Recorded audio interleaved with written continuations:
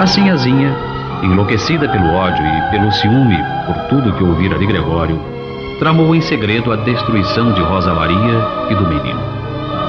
Aproveitando-se do ódio que o malvado feitor nutria por ter sido despedido pelo senhorzinho, conseguiu induzi-lo a realizar seu plano. Um dia, quando o senhorzinho teve que ir ao palácio ver o imperador, o feitor raptou Rosa Maria e o filho, levou-os para um local ermo e ali os executou, ocultando os corpos. Ninguém vira essa ação criminosa, de modo que, quando o senhorzinho voltou e foi correndo ao seu ninho de amor, não encontrou sua amada, nem o filho, nem qualquer orientação sobre o destino daqueles dois seres tão queridos. Também pelas redondezas, ninguém sabia informar o que teria acontecido. Desesperado, continuou buscando-os por muito tempo sem descobrir o que houvera. Mesmo mergulhado na dor e na aflição, a bondade daquele jaguar superou suas forças. Continuou a ser bom e caridoso, e testado por Deus, que quis saber até onde ia sua paciência, superou todo o seu desespero e completou sua missão na terra com aquela força bendita que o amor lhe dera. Sua jornada ainda continuou por muitos anos. Na solidão, chorava a ausência de sua amada. Muitas noites, quando mergulhava em seus pensamentos, vinha-lhe a certeza de que sua esposa tinha muito o que ver com aquele desaparecimento misterioso. Mas também não sentia ódio ou desejo de vingança. Lembrava-se de que Rosa Maria sempre lhe dizia que chegaria um dia em que morreriam e que poderiam ficar juntos para sempre no céu. Mas se ele fizesse alguma maldade, não seria possível o encontro, pois Deus não permitiria que gente ruim entrasse no céu, dizia ela. Ele lembrava dos olhos de Rosa Maria quando falava nessas coisas. Ficavam brilhando como duas estrelas, como se tivesse certeza do que falava, como se o amor deles só pudesse atingir toda a plenitude depois que tivessem deixado essa vida. E porque a amava, tinha confiança nela e achava que o único meio de tornar a encontrá-la seria manter-se acima do mal, ele assim procedia. Mas a dor da ausência de Rosa Maria tornara-o triste e a vida era quase que mecânica. Seu coração sangrava de saudade. Tornou-se espiritualista. Continuou acompanhando sua esposa, sem demonstrar sua desconfiança, mas a vida já não tinha mais prazer. Só existia para ele a lembrança daquele amor. Muitas coisas enfrentou até o dia de sua morte. Contou diversas passagens e me admirei com a fibra daquele jaguar. Era uma época terrível aquela. Muitos espíritos haviam encarnado na terra na missão de evangelizar. Alguns vinham preparados para domar, como se fossem animais, aqueles espíritos de imperadores, centuriões, vestindo roupagens de pretos velhos escravos. Aquele jaguar havia sido diferente. Morreu purificado pelo amor, por suas boas ações, e sua câmara mortuária foi perfumada pelos pretos velhos, a quem vivia pedindo perdão pelos males causados outrora. Pouco antes de morrer, soube de toda a trama da esposa, o triste fim que tinham tido seus amados. Mandou chamar Gregório e fez com que ele visse o punhal que atravessara em seu coração. Mesmo assim, perdoou-lhe e ainda arranjou meios de ajudar ao preto velho que tanto mal lhe causara.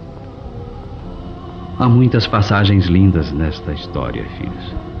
Houve até o caso de uma aparição de Jesus ao sofrido jaguar. Um dia contarei. Quando desencarnou, Rosa Maria veio recebê-lo. É muito grande a felicidade do reencontro de duas almas gêmeas, preparado pelos mentores. Pensavam que havia chegado o momento de seguirem a linda caminhada para a origem, mas ainda não era a hora. Havia permanecido aquele espírito cobrador, o filho deles, que o ciúme da sinhazinha não deixara realizar a missão do reajuste. Era preciso reparar o destino daquela criança que, por culpa deles, havia nascido em tão tristes circunstâncias. Era a responsabilidade do jaguar, que devia ter tomado as providências para evitar aquela gestação que o respeito impunha, pois não haveria condições para criar um filho. Com isso, ele criara uma responsabilidade a mais e teria que voltar à Terra para cumprir sua última missão. Após o feliz reencontro, Rosa Maria ficou triste, sabendo que ainda teriam que esperar a conclusão dessa missão para poderem ir para a origem. Preocupava-se com seu amado incerta sobre as condições dele para enfrentar mais essa prova. Ele fora um tirano, mas o amor mudara completamente seu espírito por saber amar. Mas fora a presença de Rosa Maria que o havia despertado para esse amor. Agora que ela não viria para a terra, como agiria ele? Tudo foi preparado no espaço, e quando chegou o momento, o jaguar despediu-se de Rosa Maria e, triste pela separação, se encaminhou para o sono cultural. Meus filhos, quando o espírito vai reencarnar, é uma tristeza maior do que a da morte aqui na Terra. Ele vai partir para uma missão da qual tem consciência, sabe da responsabilidade e corajosamente se entrega ao sono cultural, que vai apagar de sua consciência toda a memória transcendental, preparando-o para ser colocado no feto e nascer na Terra. E o velho jaguar, o velho senhor de escravos, parte em busca do seu filho, o lindo menino louro de olhos azuis. Mas Deus não diz para você que será tudo bonitinho, nem os mentores resolvem que será tudo fácil, não é assim. Ele, por exemplo, iria voltar à Terra e desposar uma mulher que seria aquele mesmo espírito da sinhazinha, mau a ponto de mandar matar uma criança, e em meio a muitas provações e dificuldades, deveria salvar seu filho, espírito que até aquele instante não perdoara a ele nem a Rosa Maria.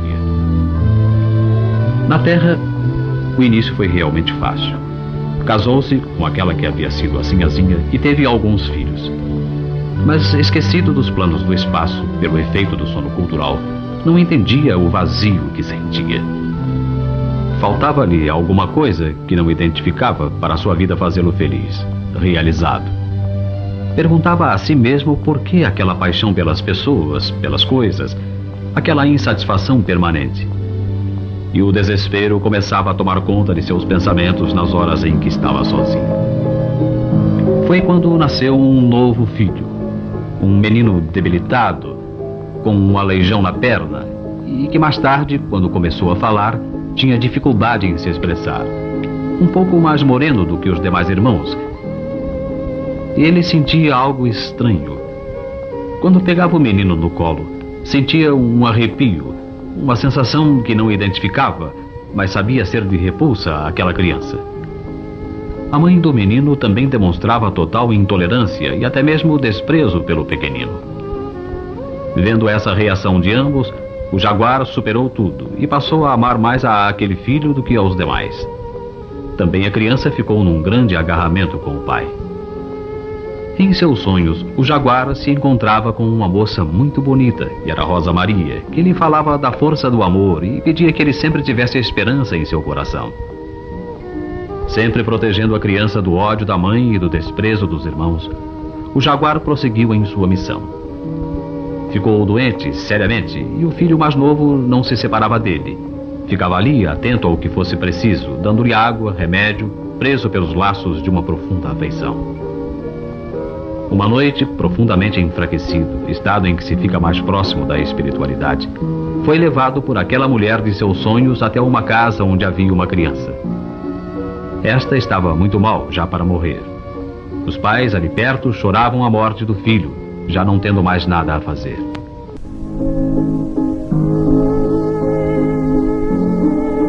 A criança, com os olhos fechados, parecia estar sofrendo muito.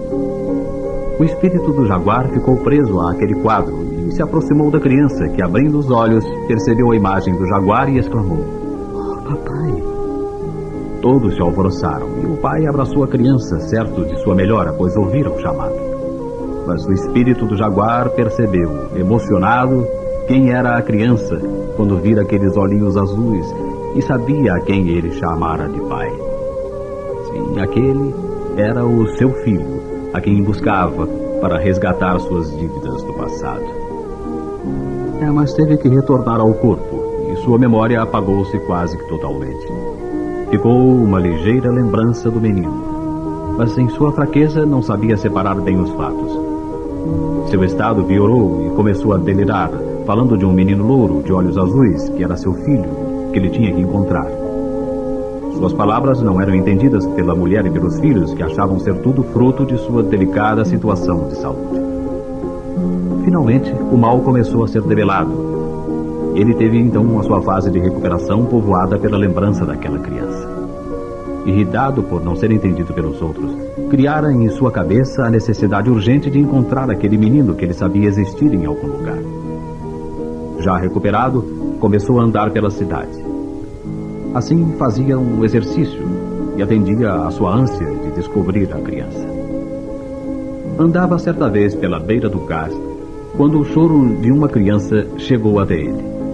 Curioso, aproximou-se de uma pobre casa de onde parecia vir aquele choro convulso. Um vizinho estava por ali e ele perguntou o que fazia aquela criança chorar tanto. É uma triste história, disse o vizinho. O pai desse menino trabalhava naquele navio ali e saiu com a esposa para dar um passeio de barco. O barco virou e os dois morreram. Restou o filho que aí está com esses parentes. Mas desde então ele chora como se nada o pudesse fazer calar. E então bateu à porta do casebre e uma pobre mulher o atendeu. Pediu para conhecer o pequeno órfão e entrou. Pôde ver então aquele menino por quem tanto buscava, por quem seu coração ansiava loucamente, chorando. Aquela linda criança loura com os olhos azuis. Emocionado, pediu àquela gente que o deixasse levar, que deixasse levar o menino para cuidar dele. Foi atendido prontamente, pois seus parentes estavam loucos para se verem livres daquele choro angustiado e seria menos uma boca para alimentar. Chegou feliz à sua casa. No trajeto para lá, a criança se calara e aconchegara-se a ele como se estivesse acostumada com o seu colo. Sentindo-o em seus braços, o velho jaguar sentia que amava muito aquele pequeno ser. Um amor muito maior do que o que nutria por qualquer de seus outros filhos, até pelo mais novo. E começou então uma nova fase de complicações. Os laços de amizade tão profundos entre o jaguar e aquela criança abandonada haviam despertado a inveja e o ciúme da família. A hostilidade da esposa, que na outra encarnação mandara executar o menino, era para com os dois. O tempo foi passando e cada vez mais estreita era a amizade entre o jaguar e o menino. Mas o grau de maldade da esposa era muito grande. Um espírito que não se abria para o amor, e assim não evoluía, e esperava uma oportunidade para se vingar daquela criança. E quando o esposo precisou ausentar-se um pouco mais demoradamente, pegou o menino e colocou-o para fora de casa. A pobre criança, já com 7 anos, não pôde fazer nada, senão afastar-se triste daquela casa onde estava alguém que lhe era muito caro. Retornando e não encontrando o menino, o jaguar forçou a esposa a dizer o que havia feito. Ela confessou que havia mandado embora aquele estranho e não permitiria que voltasse. Ele então saiu em busca do menino, que teve um palpite que poderia encontrá-lo onde o fora buscar, na beira do cais.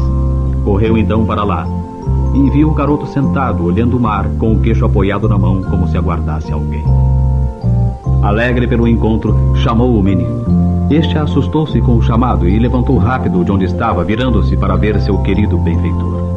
Mas, agitando os braços, perdeu o equilíbrio e caiu do cais naquele local cheio de pedras, madeirames e ferros batidos pelas ondas do mar. Desesperado, o velho jaguar correu e pulou na água. Diversas pessoas que estavam por ali tentaram ajudar, mas o destino havia marcado aquele desenlace. Morreram ali pai e filho tragados pelo mar. Esse, meus filhos, é o destino do homem. Muitas vezes temos uma tristeza muito grande sem saber porquê.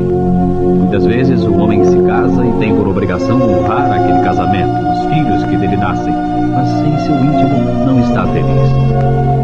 Existe uma responsabilidade maior, o destino kármico. Ninguém pode ser feliz mesmo, se não terminar sua missão, se não libertar seus cobradores.